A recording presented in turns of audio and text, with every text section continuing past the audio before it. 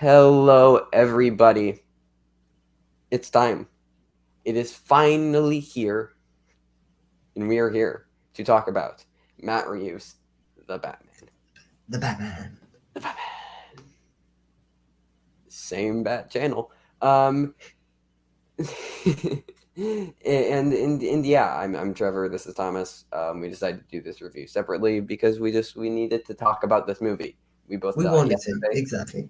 And I honestly can't wait to talk about it because I like this movie quite a bit. The more I've thought about it, the more problems I have with it. But overall, I did quite like this movie. So let's break it down piece by piece. What were your just first impressions of the film? First impressions is this is probably actually my favorite depiction of Batman. Like, and not just Batman himself, like everything around him. Gotham, favorite depiction of Gotham. Like, The Dark Knight is still my favorite Batman movie, but that doesn't. It's not because of Batman. It's not because it's connected to Batman. It's because it is a brilliant, brilliant crime thriller. This is probably my favorite.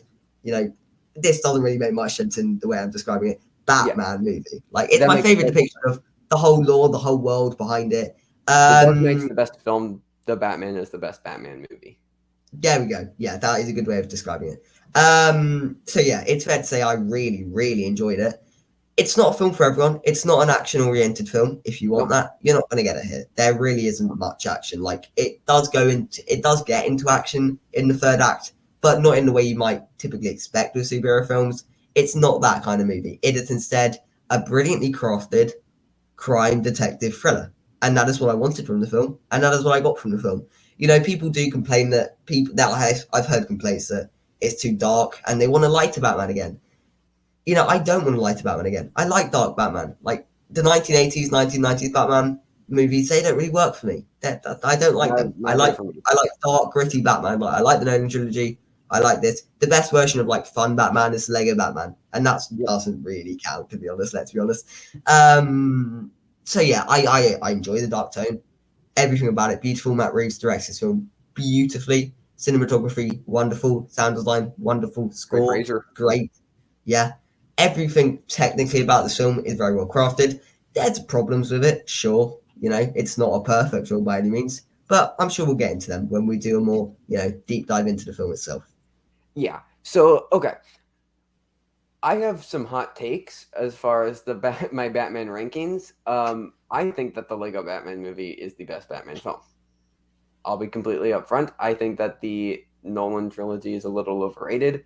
I think that The Dark Knight isn't the best of the Nolan trilogy. I think that they go in order. I think it's Batman Begins, The Dark Knight, The Dark Knight Rises. I think that The Dark Okay, Knight's so a little bit overhyped. Um, right, okay, I think that okay. it's No, keep good. talking, keep talking. Right, I think that okay, it's I think that it's good, but not anything like especially great. Um, right, yeah, okay. That's paining me. so I Keep thought talking though. I said I had some hot takes. Like my Batman rankings heading into this. I mean, we agreed that like I not even like 1989's Batman or Batman Returns work for me. No, Really, no, exactly. I, Like I think I don't like Batman Returns. Batman 1989 is like okay, but I I mean don't like Batman Returns, and I even hate all the rest of here's a bigger hot take. 1966's Batman the movie is better than any of the four Keaton, Kilmer, or Clooney films it. Maybe, because maybe I all put it four second. all five of them are dumb, but Batman the movie knows it's dumb, and the other four don't. No, yeah, that's true. Yeah. Either way, there's a clear disparity between them and what I think is like the Nolan trilogy. I would hesitate to put this. I'd throw it in with the Nolan trilogy. I'd put easily Dark Yeah, Knight number one. I am a complete apologist for The Dark Knight Rises. It is not a good film, really, objectively speaking, but I have a lot of fun with that movie. So I'd probably put that number two. Then maybe I'd slip in the Batman 2022, and then probably Batman Begins. And those would be my top four, with the Lego Batman movie rounding out the top five, probably. That would be my sort of ranking order. yeah. Like I said, I have some very unpopular takes on Batman, um, but like I probably lost everybody by now. by those hot takes, blisteringly hot takes. But Yeah, I like this movie a lot. It is one of the most immersive theatrical experiences I've had, yeah. comparable to something like Dune as far as world building. Haha, guess who did both of them? Greg Fraser. We've already brought him up once. Let's bring him up a second time. Great cinematographer. I Yeah. think he's going to get nominated for this. I'll just say it. Um, I know that Um, you disagree. We'll get into Oscars potential later. But I think that a lot about this movie works. I think that it is the most well crafted Batman film to date as far as cinematography. The editing is really, really special. Um, there is a rhythm to the editing. I started yeah. counting seconds between the editing in a couple of scenes, especially when he's in the club.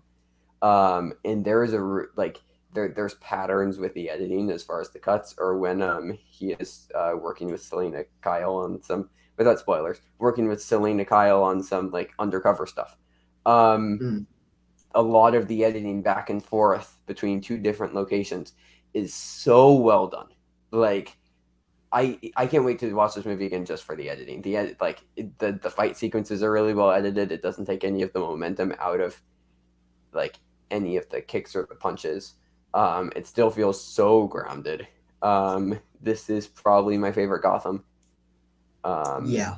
it felt like Gotham felt like vibrantly alive while also dead at the same time, which I think is the perfect Gotham. Yeah. Um, It's a but better Gotham than the Gotham depicted in the show called Gotham. So yeah, yeah. Um, like production design obviously lends itself to that. Like the costumes are all really good. The sound mm, design. Let's talk about the sound yeah. design. So like When that Batmobile's Jesus revving up Christ, the engine. the car chase sequence. Yeah. It was like echoing back and forth between like all of the different speakers in the theater. Like it was like it's one of the best usages of surround sound Mm, that I've ever seen. Like when I get this on like Blu-ray or 4K, like I kind of just want to get like buy speakers so that way I can watch this in surround sound again. mm, Because like what a car chase like that's up there with like one of my favorite car chase sequences. I was mm. definitely smiling through that entire car chase. Like Yeah. it's Yeah. so well executed, and again with the editing in that sequence, like For sure. For my sure. god, like Yeah. it's so well cut. Um, makeup and hair. I mean, Colin Farrell. Yes. like Exactly. like they made they did the Jared Leto or Tom Mm. Hanks to him. Um, They made Colin Farrell not be Colin Farrell. Like yeah, you can't tell he's Colin Farrell. Like there's no way like you can try and like say you knew he was Colin Farrell. You didn't unless you knew no, going in that that was Colin Farrell. You had no way of knowing. yep, 100%. The visual effects were very good. Like on the technical level, this is a Yeah, mastery. yeah. Um, Reeves had a very distinct vision of what he wanted. and he pulled it off. Like the Nolan trilogy, it has that to an extent. Like there's a reason they're some of the most well-regarded films of all time. But equally, this feels more like a directed movie than Yeah, they ever did. They felt like studio movies directed by very very competent director Nolan. This feels like a Matt Reeves film. yeah, and like going back to cinematography briefly, the usages of light are Yeah, incredible. yeah, Like there's a scene where Batman has a red torch, and yeah. it's I giggled. Gorgeous. Yeah, I giggled gorgeous. quietly Yeah, because it was oh my god. exactly. So it's great on the technical level. I liked a lot of the performances. I thought that Robert Pattinson was surprisingly good. Yeah, Robert Pattinson, and I've heard also complaints about not being good Bruce Wayne. He doesn't need to be. No, That's not they're not they, going for this playboy philanthropist sort of it's a Bruce new Wayne take on character. Batman, That's exactly. It's a new take. Allow and him they to do it. Robert like Pattinson is a great person to figurehead this sort of new yeah, Bruce Wayne type character. 100%. Zoe Kravitz is my favorite Catwoman, and it's not even close. Um, Ah, yes. I mean, I maybe have to think about that one a bit more to definitively say she's my favorite, but she's definitely. she's amazing as Catwoman. The like, is her performance a little bit one note? Yeah, but she's so charming and charismatic. Like, Yeah. she pulls everything off so well. Um, very well fleshed out character, and like, people have been complaining about the length. I didn't get it. I think that's where the editing comes in. It felt kind of brisk to me. Like, I did not feel the 3 hour runtime at all. I Like, think I did, but I didn't mind that okay, I felt it. Like I yeah, enjoyed being in this Gotham world they created, so the runtime didn't have too much of an effect. I don't think, however, it felt brief. I don't think it felt brisk. okay. I don't think brisk is the best word, but like breezy, I guess. Like, it was three Breezy, hours, yeah. but like, it went through those 3 hours as quickly as you can possibly go through 3 hours. Yeah, yeah, Um, okay. if that makes any sense. So, yeah, like, I mean, Colin Farrell, like, Paul Dano, uh huh. Yeah, I mean, the performances are really, really yeah. special all around. John Well, Turturro as well, just yeah, Jeffrey absolutely Wright. phenomenal. Jeffrey Wright is great. Jeffrey Wright may be one of my favorite parts of this movie. Like just him and the Yeah, Commissioner. I always loved the Commissioner Gordon character. And Jeffrey Wright is just absolutely amazing. yeah, He absolutely knocks out this role perfectly. He is brilliant. yeah. We talk about Matt Reeves' direction, and like, this doesn't feel like a superhero film. So like, people have been comparing this to Joker, but Joker was a film that you didn't need. Like, Joker obviously wasn't a superhero movie, and you also didn't need the Joker to tell that story. This felt like a No, film that you needed Batman and the world of Batman to tell the story, but it mm, simultaneously didn't feel like a superhero movie, which I think is the perfect line to walk to make a superhero movie that I will yeah, really love. Like, do something fun, do something creative, do something different and interesting with the genre and with these characters, yeah, but still like stay true and loyal to the characters from the comics, yeah. but like, don't just do the same tonal like I thing. think, like coming out of the movie, I felt Matt Reeves was lucky to be able to make this movie in the way he Yeah. wanted to. Like that's the impression I went for it. I was like, this does not feel like a studio film that had this budget. Like Oh, you can 100%. tell the budget is on screen, but you just do think, how did he get away with making this? Like as But he like a wanted. 90s or The 80s studio crime felt like thriller. they feel like the studio didn't feel like they had much input in it. I'm sure they did, but Yeah. it felt untouched. It felt jaded by this whole studio system. It felt like Matt Reeves was given the budget he wanted to do, and they just said, "Yeah, do what you like." And this was what he came up with, and it was Yeah. brilliant. It's a daring blockbuster. Yes. That, yeah, 100%. Like, it really does do something different, and I like a lot of the different. My biggest problem with this film is the screenplay. Mm-hmm. Um Before we get into that, I did realize that I forgot the score, because Michael Yeah. Giacchino's score, he's my favorite composer, and I wouldn't complain about him winning an Oscar. Just saying. Okay. Uh, Yeah. like, I think this is one of the strongest things for this to get nominated for. Yeah. I mean, it probably will get a score. To be honest. Yeah. Um, it's interesting. You like this movie more than me, but I think I'll be predicting this for more as far as just like right now. Yeah, I mean, I wouldn't predict it for cinematography. I think it would be very lucky to get that. Put it this way, I don't think it will get the Black Panther treatment because it's not as culturally important. Here's the thing, It's though. I not. think it's trying to be culturally important, and this is where a lot of my problems come into the film. Because Okay. I think that this is trying to make a lot of social commentary, and I didn't see immediately, much social commentary. I'd be interested to hear where okay, you coming from. and it might be more of an American thing, but like, minor spoilers, everybody. So Paul Dano's the Riddler, is like, or organizing all this stuff. It creates a very establishment versus anti-establishment conflict in the Yeah. film, and we have the Riddler, who's like this psychopath, very anti-establishment, and a lot of his ideas about taking out like the corruptness and like politicians, and like, this has like a lot of like anti-capitalism critiques that I quite enjoyed, like, for instance, of like Thomas Wayne, about Mm. you have like the rich the rich, like the rich guy who's like, everybody thinks is like the Boy Scout, who everybody loves. But then, but then, he maybe did some messed up stuff. Yeah. He maybe did, didn't do. He didn't live up to his image, I guess. And it shows how money can corrupt. Money can do a lot of things. And we see Bruce Wayne trying to grapple with, like, how him being a rich billionaire, child of a billionaire orphan, is very different from being an orphan of like a young, or being an orphan in like a underfunded orphanage. Yeah. The government pays no attention to. And I think that a lot of the Riddler's gripes were legitimate, and I think that he was probably correct in a lot of his gripes, and just went about it in all of the wrong ways. Yeah. But I think that it poses some really interesting questions about Bruce coming to terms with like him coming from old white money, and how that would affect his psyche.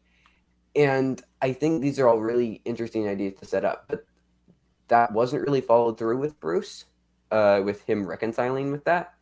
I think Zoe Kravitz Catwoman asked some really interesting questions, as did Real, the mayor, the mayoral candidate. That they posed some really interesting questions that were never really answered. I feel like that were just kind of ignored, to the point where it's like, we'll give you these ideas as like a way to say like, we'll kind of go after these ideas, but so that way we don't like actually fall on either side of like political ideals or conflicts. We'll just stay out of them entirely. And like I think they do that all throughout, like with the police. They do the same thing where they like half make a political stance, and then like back off from it. And like Okay. it feels like that a lot. That's like a lot of with this movie. And like now, spoilers like come back in like 30 seconds, but the ending of the film, it ends with like, the idea, it ends with like this vague sense of hope. And it was like posed all these questions, and then it ends with like, but we should just trust our elites and these rich people and the politicians, that this movie was like telling us how corrupt they were, because they'll probably just they'll end up doing a good job, and they'll get us out of all of the trouble. And I don't have a problem with a movie making any kind of these messages, as long as they pull it off. I liked a lot of what they were presenting, and then it just seemed like it backed off from a lot of these ideas as soon as they presented them, which felt kind of cheap. It felt like a lot of posturing, in political stances, rather than actually creating a political stance for the film to be on. So like and that's why I think that Okay. it will get awards attention, because I think that the Academy will do, like, I mean, not to harp on Green Book, which I know is a film that you like and that I don't. I feel like that kind of did a similar thing, where it's that like we'll kind of half make political claims, so that way people will say like, oh well, this is being like, this is saying some really interesting stuff politically, whereas I really don't think it is, and it's almost more damaging to some of the ideals, because Matt Reeves is a humanist, which is akin to like a lot of Marxist and like socialist ideas. And like he was seems like he was kind of going for that, and then pulled out of it. And like Green Book obviously very much wanted to be against like racism, which is, as you should. But Yeah. then I feel like there was it pulling back from some of the ideas and just kind of posturing as like an anti-racist film, whereas it didn't like fully commit. I feel like it's almost like more damaging, because it feels like fake, like it's just like pretending. And I got very similar, I guess, vibes from the Batman. And that's what's been Okay. bothering me more and more the more I've thought about it. I think the rest of the screenplay is very clever. All of the Riddler stuff is brilliant. All of the detective stuff is brilliant. I just, and I think that might be more of a studio thing, because like I said, Matt Reeves has been vocal how he wanted to how he is politically and how he wanted to make this film politically in interviews leading up to it. And it feels like that's a studio thing, which is unfortunate, and it hurt the film for me, I guess. Okay, I'll let you so I talk now. get a very different interpretation from the film because I'm very much under the impression Batman agrees with Riddler. Like that interrogation scene, there are enough pauses, enough silences in Riddler speaking and Batman's reactions to gauge an Hmm. understanding that Batman isn't all really against what Riddler is doing, and the Yeah. film is about him reconciling with the right ways to go about it. And this is where the whole revenge, iron, hope thing comes in. Like his arc is about like trying to get a new way of doing it, trying to get a new understanding of this situation. So he needs to first of all stop Riddler. Like he doesn't necessarily disagree with what they're doing, but he has to stop them because they are causing the deaths of millions. And then at the end, it's Hmm. about the hope of him, because like he's not really for or against the police. We don't ever really see that. Like I'm sure Right. that will be explored in sequels. It never goes. They so the idea of them shifting back to like Batman never goes. Oh no, I agree with the police. I agree with the politicians. He never does that. Batman very much becomes his own thing by the end of the movie. So I guess not necessarily. Sorry to cut you off. I guess not necessarily the character of Batman because I very much agree with what you're saying about the character of Batman. I'm just saying about the messages of the film overall, like what the film is saying, as far as its messaging overall. Which I think the film is very much following Batman's arc, though. I think the see, film I itself don't. probably agrees with Riddler. The film itself is not like it's done So based on how the Riddler is presented. The Riddler is not really like sure he's presented as villainous. I mean, he's a serial killer for Christ's sake. right. But equally, the film presents a somewhat sympathetic view of the Riddler, of this man who has been, absolutely abused by society. He is the lowest man in society in many Yeah. respects. And the film recognizes this. And the film, there's never a real condemning of the idea that the Riddler's wrong. Like, and that is where the film stands So politically. Like the film recognizes Riddler's stance and believes, much like Batman, that we should go different ways of doing this. That we should be going about different ways of doing this. and I agree to some extent, but none of those ideas were pushed very strongly, and especially in America, the Riddler is presented like with all of the online stuff as very right wing extremist in like all of the organizing stuff online and bringing people in, and all of like I mean like the gun lovers and everything like that's very reminiscent in the events that played out at the end of the film. As a consequence of that, very reminiscent of January 6th, the insurrection of the Capitol in the United States, which is, if that's what the film is trying to get across, having a terrorist attack by an extremist part of U.S. politics against our government, against our Capitol building, is a really interesting and weird way to portray the message, the character that's giving the message that the film wants us to like. It felt very contradictory upon itself, and like it might just be like a really layered way to present this, which is why I want to watch it again. But just like on first impressions, it felt so contradictory of itself to be like, because I do agree, I do think that that's the message that the film is trying to get across, which I is a message that I mean I agree with. I like that messaging for the film to be saying, especially like a Batman film, which is really interesting because there's always been the problem with Batman, him being like, you know, a billionaire who then goes and beats up underprivileged poor people. Like it's not the greatest look.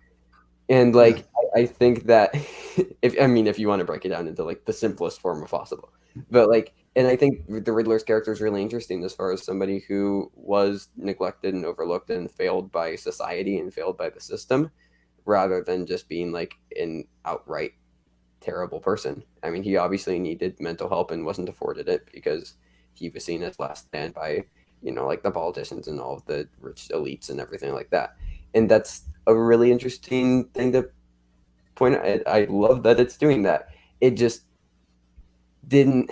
It never. It felt like it presented all the stuff, and it never felt like it followed through. I guess because I agree that that's what the film is wanting. I just didn't feel like it fully achieved that for me. Again, especially with how the Riddler is presented. Okay. See, I think it does follow through in many ways. I think that like the whole film stands based on Bruce Wayne's or Batman's arc. Like that is the Mhm. core of the film. You are watching the film for Batman's arc, and I Yeah, think when he realizes that him saying "I am revenge" is not the way to go about it, that is where this film is all like wrapped up and becomes quite satisfying because he realizes like it's all the messages and the themes of this film can be condensed down to the idea of him not fighting for vengeance, but him fighting for the people, fighting for hope. but him, but where that hope with how it's, I guess how it's ended, it feels like that hope, and again, this is just how I interpreted it on first watch, but it feels like that hope is being placed into the politicians and into the system rather than into the people, because it focuses on like, like all of the, the rich people, and like Real, the new electee for mayor, and like telling the people that they'll do everything that they can to like help rebuild Gotham, and how they'll rebuild it, and it like, and that just feels contradictory to the film's pretty condemning messages of the Okay. corruption of those systems Yeah, prior. I think that could be a problem with Batman as a character in general, being because if Batman was revealed to be Bruce Wayne in this film, which he isn't, thankfully, I do think that would have significantly detracted from the whole impact of it.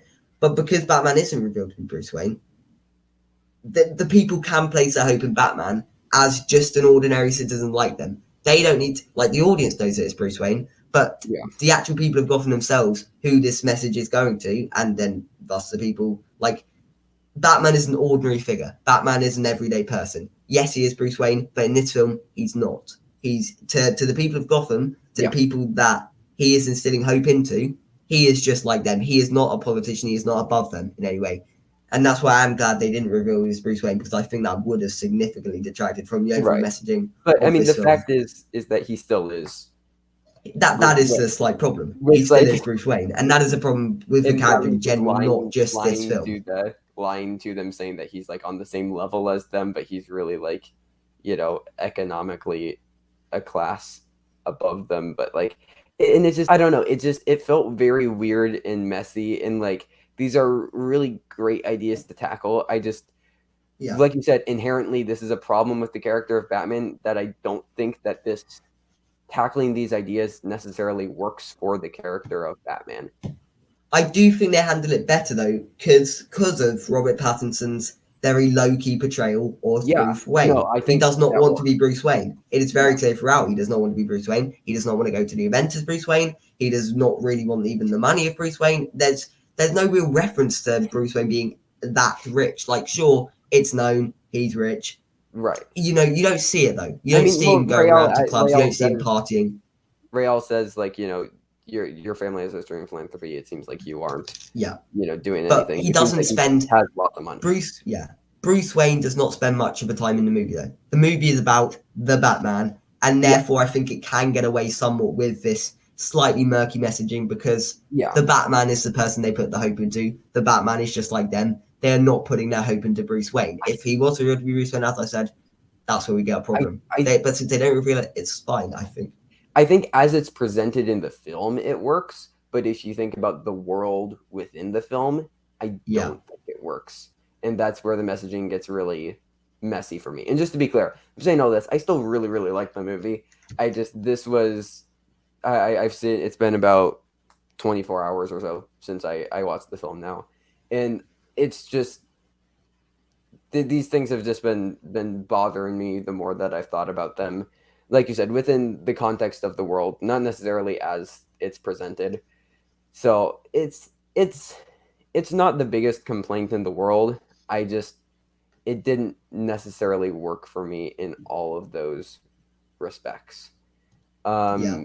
And like, because Batman does turn down, and I guess this kind of goes into, and maybe they'll explore like him grappling like with his identity, trying to help like the public and be just like them while he is like billionaire, because like he turns down Catwoman's, ask to like go like take down like a bunch of like CEOs and billionaires and stuff, to work Mm. against like the class systems around Gotham. But he instead stays behind to work with the politicians, it's presumed. I mean, granted, again, working, for the people and having the people Yeah, place their hope in him, but still, he's going to be working like with the politicians and the corporate, like the major corporate elite. So like yeah. it, it just felt the messaging of this movie felt very messy, I guess, to me. So I think it's it felt messy, but I still think in the context of this movie and what this movie was going for, in my opinion, it worked with what it was trying to achieve and yeah, this sort of symbol of hope that is the Batman. And that's why I think the title of this movie is very effective, actually, just being called the Batman, because that is what yeah, this movie is about. This movie is about the Batman, not about, the Dark Knight, not about Bruce Wayne, not about any of this kind of stuff. It's about who the Batman is. And that's why I think this film is actually very effective because that is all this film is. It is an exploration yeah, of this character and what he is doing. As much as it is a crime thriller about Riddler, it's at its essence, this is a core Batman movie. This is the Batman movie about Batman. yeah. Yeah, I agree, and I think it worked a little bit less for me just from the messaging and political angle to me. I guess the simplest way that I could put it is it it felt like it wanted to take a stance on something and ended up just not. It didn't feel to me like it really did end up taking a stance on something.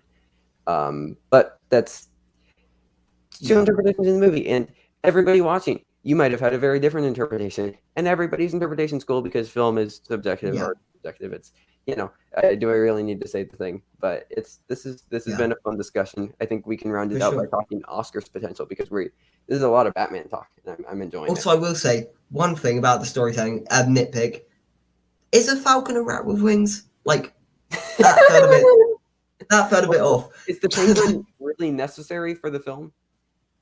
No, I don't think so. There are nitpicks you can have with the Like, riddles, actually riddles themselves. I don't I was think the thinking screenplay is throughout, that like, first of all, I kept thinking he was called Valcone, not Falcone, like as someone who's great. not So, very familiar with. So when okay. they said Falcon, I was like, oh yeah, okay, I guess so. But it did, yeah. I didn't guess the riddle by any means because, like, I never considered a falcon a rat with wings. I wouldn't want to call a falcon a rat. I'd be deadly terrified if a falcon ever came up to me. Yeah, that that's fair. Um, Oscars potential. So again, you like the movie more, but I think it's getting more Oscars. As of now, am putting it. We'll see. We're going to be doing our early Oscars predictions a month from now, first week of April, for the 2023 awards. But as of now, I'm considering it for the following categories: visual effects, sound, production design, makeup and hair, score, cinematography, and then maybe adapted screenplay. Okay, see, I'd Even go. I'd for go with all of four. the I issues, think makeup and hairstyling is. I a mean, lot. yeah, it's probably gonna get. Yeah, score I think is very likely.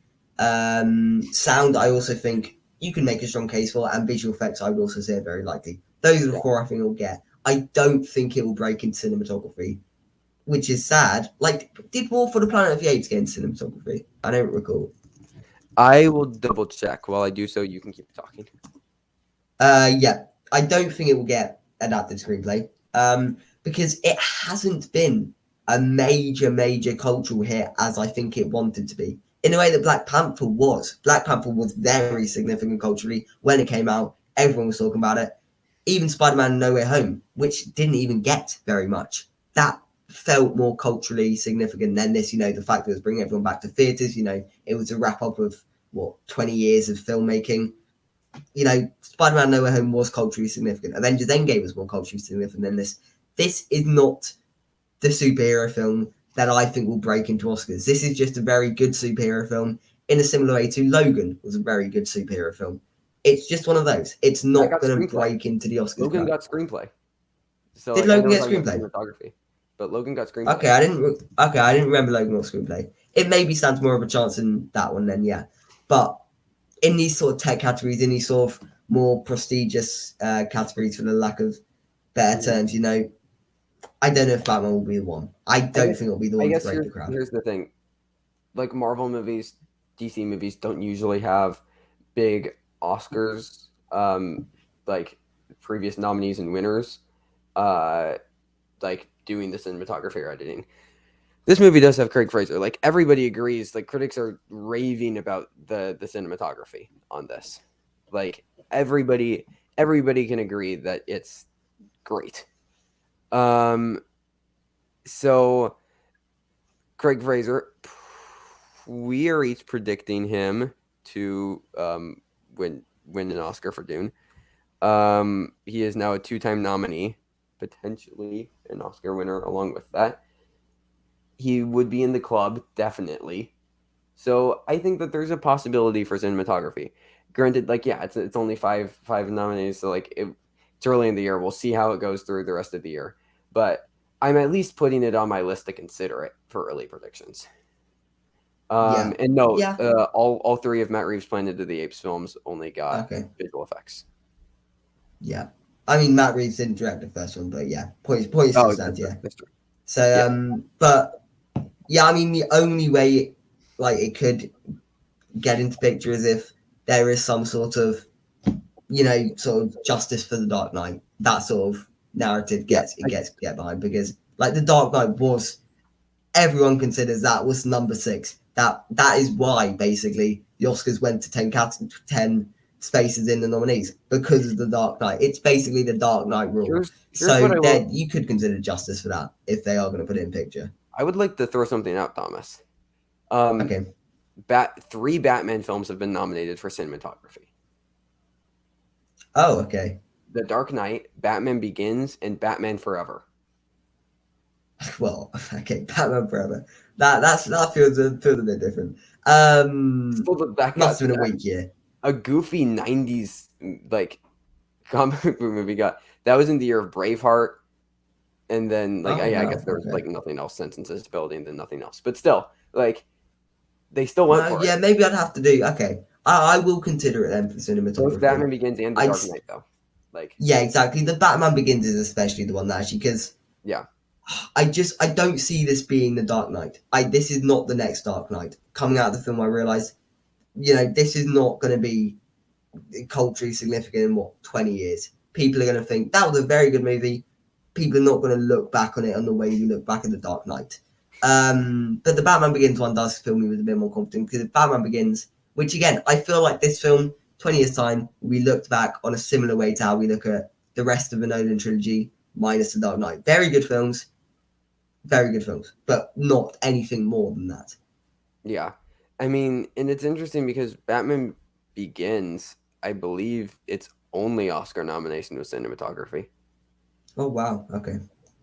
I might be wrong on that, but I'm pretty sure its only nom was cinematography. So I I think that it's very, very Yeah, possible for that's this to correct. get cinematography. Okay, yeah. So cinematography is the thing for Batman movies. So especially with it being Craig Fraser, that just makes me more confident. I adapted screenplay. Like I feel like the Academy will love this screenplay.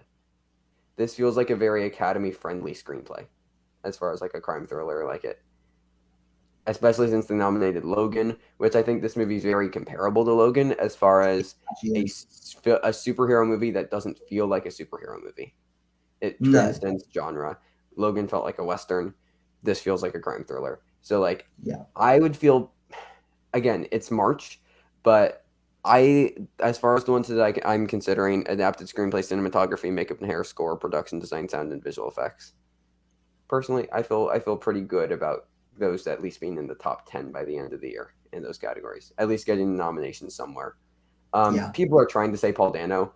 No, No, I mean, he's I not going to. remember people saying Colin Farrell before they actually watched the movie and realised he didn't do very much. If Colin Farrell had a lot more to do and played a lot more of an integral part in the movie, sure, Yeah, consider him because that makeup is amazing. But he didn't do very much, so that's sort of out of the question, really. I just isn't think getting what acting this will comp come down to or is how direction. much money it will make. Like, will this be the smash hit people want it to be? Like, I don't know, Yeah, and that's my only worry. Like, I people don't are. think it'll be Spider-Man Way Home numbers because it's not really that type of film. Like I mentioned it, a lot of people won't like this. It's not a very action-oriented film. It's not the kind of film that will draw in necessarily mass viewers. Hopefully, it'll make money. It should make money. If not, Yeah. we need to have a talk about the state of filmmaking in general. You know, if like artistic blockbusters like these can't make money, that's a worry. Yeah. But will it make billions that it's hoping for? That's a different kind of words. I don't know if it will do that. Yeah. I mean, it. Yeah. It's not like it's people are trying to say best picture for this. It's No, Metacritic is a exactly. As I 70, said, everybody. It's Metacritic yeah. is a 73.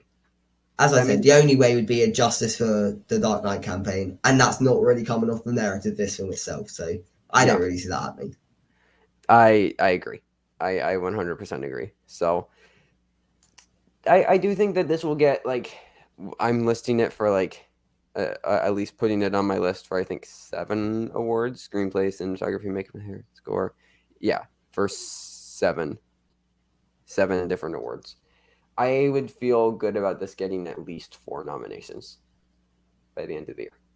4 or 5. As I said, yeah, I've got it pretty much locked in for 4 at this point. I mean, it's Yeah, way too early to say locked in, but they you lost. know what I mean. Yeah, like very, very, very good chance in 4. And as we said, there's also categories that like cinematography, screenplay, these kind of categories that it could. So I could definitely see. I would agree. I could definitely see it getting at least 4. Yeah, but yeah, this was definitely a Batman conversation. 40 minutes. It was. Thomas, what is your rating of the film?